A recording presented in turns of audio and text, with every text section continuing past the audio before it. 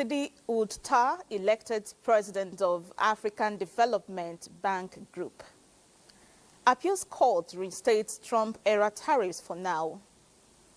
IMF warns global public debt could hit 100% of GDP by 2030 amid fiscal sustainability concerns. Plus, oil prices head for weekly decline amid tariff disputes and OPEC Plus uncertainty. Welcome to Business Express, your gateway to the heartbeat of Nigeria's economy, coming to you live from Abuja, Nigeria's capital. I am Naika Oko, your guide.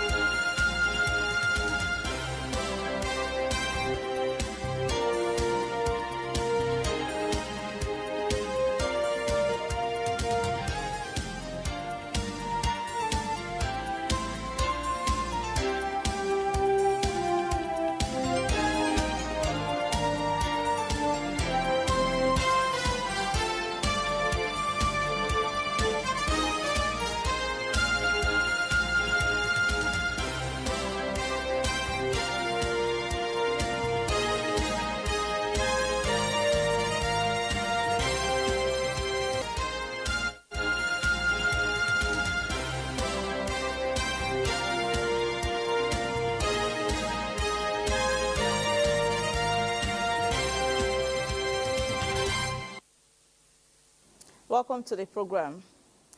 Sidi Ould Tah of Mauritania has been elected president of the African Development Bank Group during the bank's annual meetings in Abidjan, Cote d'Ivoire.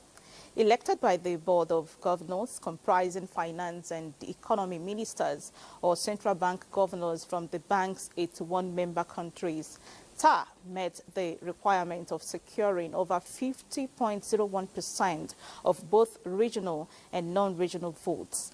Tah brings over 35 years of experience in African and international finance, including a transformative 10-year tenure as president of the Arab Bank for Economic Development in Africa.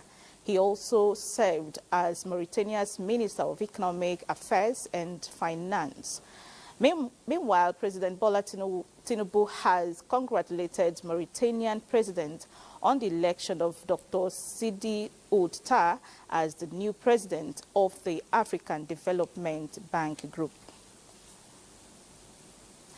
The Nigeria Exports Processing Zones Authority and the House Committee on Public Account have pledged to strictly enforce regulations governing free trade zones and their businesses. This commitment aims to maximize remittances to the Federation account. The resolution came during the committee's oversight visit to the Dangote Refinery and Petrochemicals Free Zone Enterprise and the Lagos Free Zone in Lagos. Dr. Olufemi Ogunyemi, NEFZA's managing director, reaffirmed the authority's dedication to transparent regulatory enforcement. He noted that while many zones have been remitting funds, stricter compliance measures are now necessary to ensure prompt and full payments from all enterprises. House Committee Chairman Bamidele Salami praised the free trade zone scheme for attracting significant local and foreign investment, but emphasized the need for regulations to promote transparent business operations. He stressed that these zones should accelerate economic growth and industrialization, with all efforts focused on securing complete remittances to the Federation account.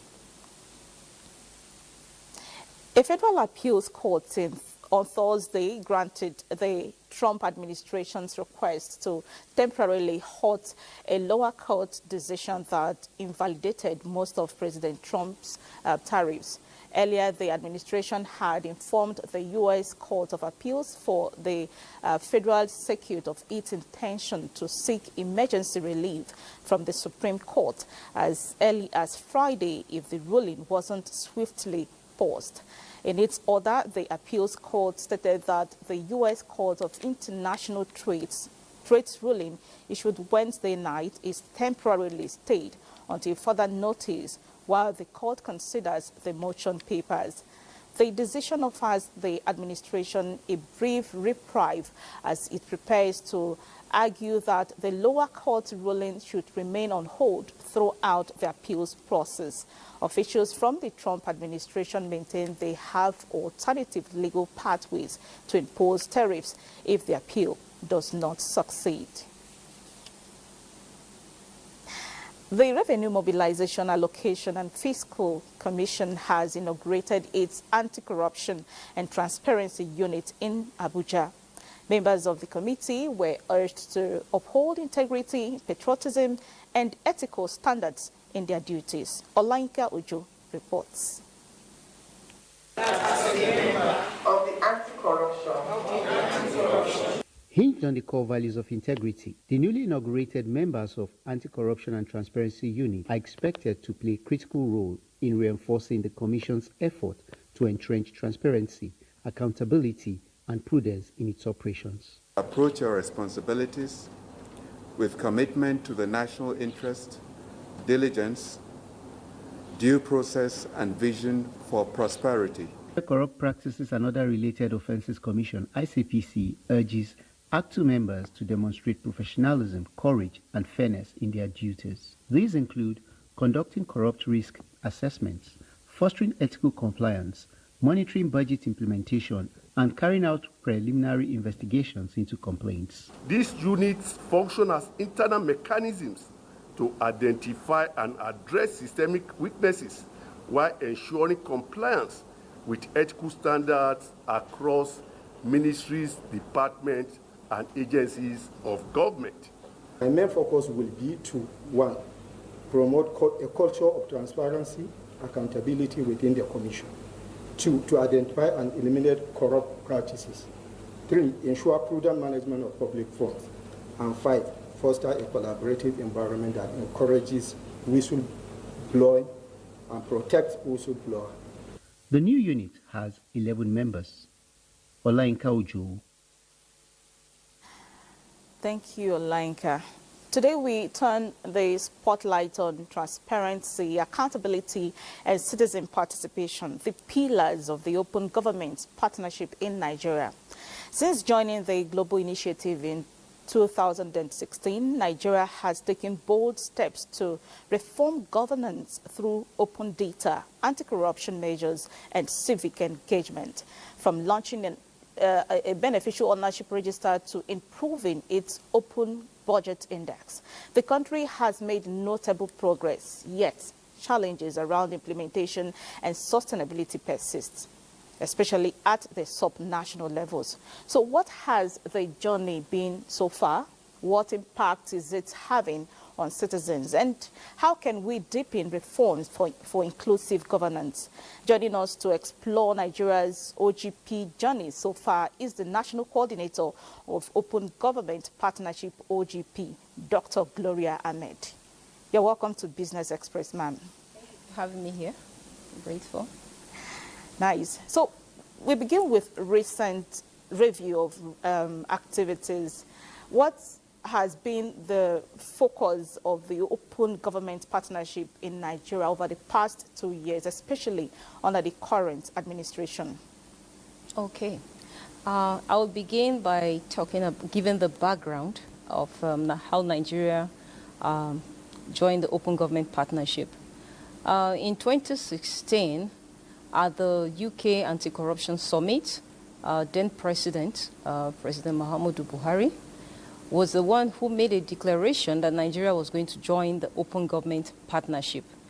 And at that time, it was to assist the country in fighting corruption, which was prevalent.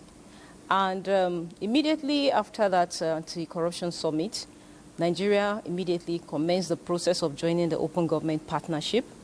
And Since then, we have moved from where we used to be. We have not gotten to where we want to be, but certainly we're not where we used to be. At that time, the civic space was very, very narrow. It was difficult for government and civil society to sit together in one room to discuss. There was this trust deficit between the civil society and government, and there was no participation of citizens in the budgeting process, and so many other processes like that. But since Nigeria signed into the Open Government Partnership, there has been this collaborative effort between the civil society and the government. And it has been a win-win situation because it's often said that nobody knows it all. The civil society come with their own technical know-how, government comes with its own expertise. We rub minds together to co-creatively solve local solutions, local problems, local challenges with local solutions. So since that time, Nigeria has co-created and implemented 3 national action plans. The 3rd national action plan just ended, and we're in the process of developing the 4th national action plan. And in those plans, we've had commitments like fiscal transparency, beneficial ownership register, the Servicom, climate change, and a lot of other things that have been in those commitments, which the country has been working on through the civil society and government's partnership together. So certainly, like I said earlier, we're not where we want to be, but we have moved from where we used to be. So it has improved governance, which is the sole purpose of the Open Government Partnership. That's great. It's still work in progress. Now, Nigeria's OGP has been recognized globally, particularly for its work in beneficial ownership transparency, like you mentioned, especially in the extractive sector. What stands out to you as the most impactful achievement from Nigeria's first 2 action plans, and why does it matter to everyday Nigerians? Yes, what stands out to me is the beneficial ownership register, like you have said. We know that in the past, businesses, are registered in Nigeria without the government actually knowing who the beneficial owners are. We don't know who those people are. They come into the country, they get contracts done, they make money, and sometimes these funds are used for illicit activities. So it was very, very in line with global best practice to have a public register of beneficial owners of companies, declared. And it's the first of its kind in Africa. And some other countries have come to understudy what we have been doing in Nigeria and have created their own register. And we have a platform together where we collaborate. And this has been a win because with us collaborating with them, it's easy for us to investigate cases of non-compliance with the beneficial ownership rules. And this has also fostered transparency, in the business climate in Nigeria. Now we know who those business owners are.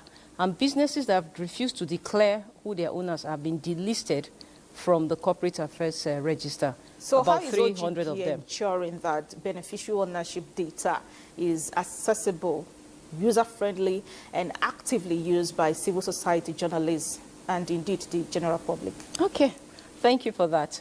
The OGP, like I said before, is a collaboration between government and civil society. Every process in the Open Government Partnership is co-created.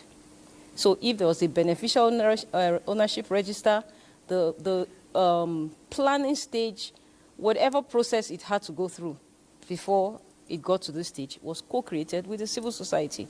They have access to it. The portal is open. Accessibility is free. Any citizen in Nigeria can access the portal. You go there, you interrogate the portal, you ask any question, and you get a response to it. So it is very, very accessible. And to further ensure that the citizens, especially the civil society organizations, have access to this portal, the World Bank supported the Open Government Partnership in 2022 to develop a citizens guideline, which was a guide, on how citizens can interrogate, the budget and also the beneficial ownership register. So the Open Government Partnership, like the name implies, is open, is co-created. Civil society have access to. We co-create the processes and the implementation. Right. So there's no secrecy in it. Talking about the civil society collaboration, we know that the OGP thrives on government-civil society partnerships. Yeah. Now, how have these collaborations driven successes like in the Nigeria Open Contracting Portal or increased budget transparency? And what makes this co-creation process so unique in Nigeria's context? Thank you. The co-creation process is very, very unique in Nigeria. And is a beautiful process, beautiful process. We all know that if you need to wash your hands and you try to do it with one hand, you can't get it very clean. You need both hands, to get it clean. And if you want to run, you can't run far with your one leg tied to your back. You need both legs. That's the beauty of the co-creation. That's the uniqueness of the co-creation. And that is the value it has added to governance in Nigeria. Exploring all avenue, like I said before, identifying local challenges, coming up with local solutions to them, co-creatively coming up with local solutions and implementing together. So that's what it has been. Co-creation has been a success in Nigeria. It's been a win-win. Gone are the days when government comes into the room and civil society walks out. Or we work together on the table. At the National Steering Committee level, you have 10 government representatives, you have 10 civil society and the private sector representative on the National Steering Committee. So there's no decision that will be taken without the civil society. We have 50-50 partnership with the civil society. Let's now talk about citizen participation in budgeting. How effective has Nigeria's OGP commitment been in enabling citizens to influence the budget processes and outcome? Wow, it has changed. It has changed from what it used to be in the past. In the past, budget was solely a government prerogative. They decide what would be in the budget. They seem to know what, the citizens want. They decide for them what they want. But with the coming of the Open Government Partnership, things have changed a lot. Citizens engage the budget process, even from the MTF level. Citizens, even at the ward levels, local government levels, you see civil society under the platform of OGP going to engage citizens at the rural communities to know what they want to see in the budget. We have a typical example of the AMAC here. AMAC is a global member of the Open Government Partnership. They go down to the wards, the local government area to engage citizens to ask, what do you want government to do for you? They come up with what they want, and it is put inside the budget. And this budget is published. It's on websites. It's everywhere. It's accessible to the citizens. You can interrogate it. Knowing the budget of an MDA, for example, how much a contract is supposed to be. And then you can, vis-a-vis the open contracting portal, you can relate what is in the budget with what is on the open contracting portal, and you can help government to track implementation of programs and projects. We have different softwares, applications for tracking that citizens help government to track. In the Ministry of Budget and Economic Planning, we have the IMAC. Enough of the mouth talk. Citizens, help us to IMAC it wherever you are. Help government to track its programs and projects. You track it, and then you take pictures. If you think maybe it's not going at the pace it's supposed to go, or it doesn't look like the work is commensurate with how much was budgeted for the program, you can help government to take a picture of it. You upload it on the portal, and it comes with this geographical coordinates that actually shows where you took that picture from. So you can't go to your backyard and take a picture and begin to accuse government. Oh, government, you said you were going to do this in my village and you haven't done it. So whatever picture you upload, it shows the stage which the project has gone. And you'll be able to relate it with what was released or approved in the budget. So there's openness everywhere. It's interconnected. From the budgeting process, citizens are now involved. Open contracting, and there at the open contracting, there's a synergy between them and the beneficial owners. If you come for a contract, you don't disclose who the owners of this company are, you'll be disqualified. And if you give false information, the investigation will be carried out and you'll be prosecuted. So there's a connection between all these applications. All right, you know. Dr. Gloria, before I let you go, as Yeah. Nigeria transitions to its fourth action plan, what opportunities do you see for building on NAP 3's successes? And how can the roadmap address past challenges to deliver even greater impact? Thank you very much. You know, with every NAP, we seek to improve on our previous engagements. NAP 1, NAP 2, NAP 3, there were commitments we had in these NAPs that, you know, have been carried over. That's because probably the goals we had or the targets we had not been met. We see fiscal transparency being carried from NAP 1 to NAP 2 to NAP 3. Yes, a lot of government processes are open, are automated, which is one of the principles of OGP, promoting the use of technology rather than manual interaction with in government processes. So we can see that in NAP 1, 2, and 3, like I said, there are certain commitments that we have been carrying over. That's because we think there's need for more engagement in those commitments. This time around, our OGP is a citizens, is a collaborative platform. So whenever we're going to develop a NAP, we call on the citizens to tell us what they want to see in the NAP.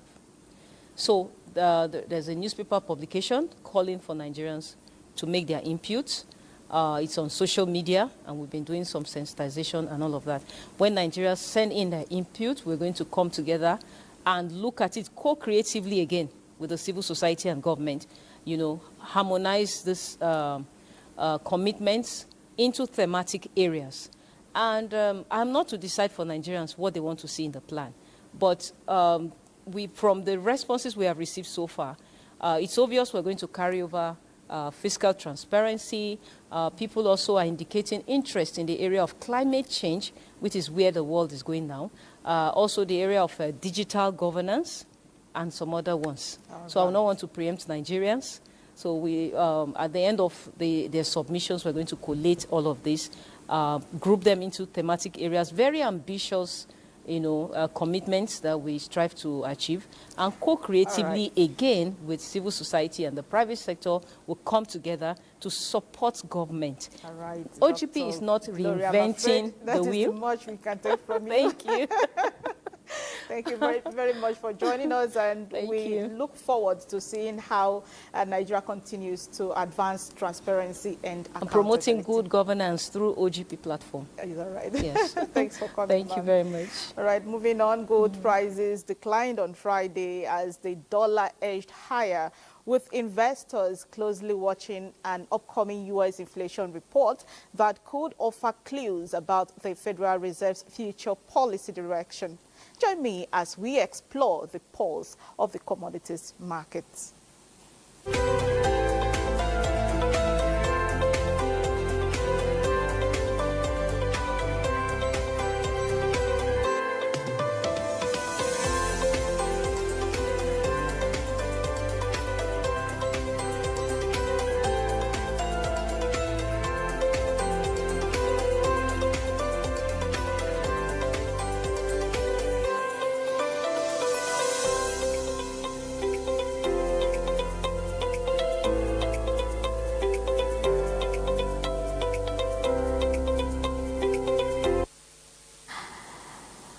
And now to global stocks markets. Asia-Pacific stocks mostly fell on Friday with a slowing U.S. economy, inflation fears and uncertainties from the judicial developments surrounding U.S. President Donald Trump's reciprocal tariffs weighing on investor sentiments. Let's see the global stocks markets.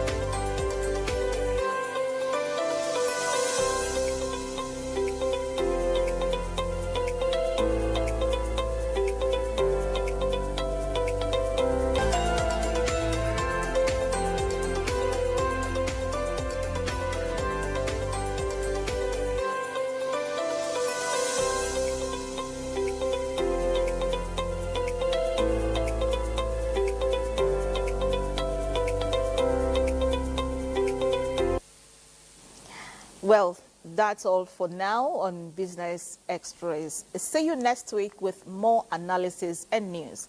I am Neka Oko. Thanks for your company.